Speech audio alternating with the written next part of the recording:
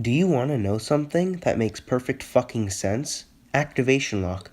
Just to be a little bit more specific, I'll only be focusing on the Apple side of things, but Google and other companies also have their own version of activation lock called reactivation lock. From a first glance, it seems like a reasonably good idea.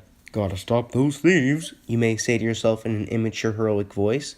I'm not going to argue with stopping thieves. I think it's great for theft victims to make their stolen devices useless. However, this fucking application has caused a lot more trouble than help. Activation lock still seems like a half-baked idea. How are you meant to contact the original owner if they just so happen to sell you the device? There are thousands of eBay and Craigslist horror stories about people buying iCloud locked devices and simply not being able to contact the previous owner.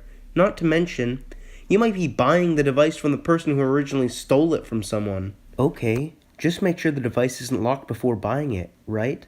Well, guess what? There was a way to check for iCloud before buying a device, but Apple fucking removed the service. So now even if you have the device in your hands, you can still get scammed if you don't have a SIM card. I don't know about you, but I wouldn't buy a SIM card plan before actually having a phone in my hands.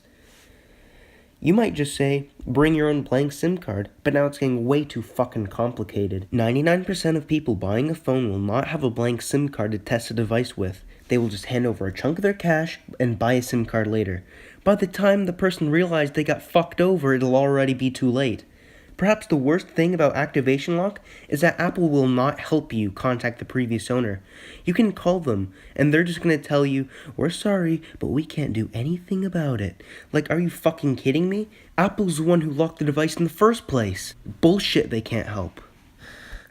Like before it was bad, but now Apple's taking the fucking piss.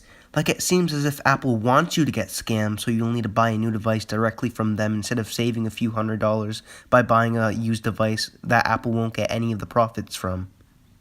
Wait, I guess that does make perfect sense.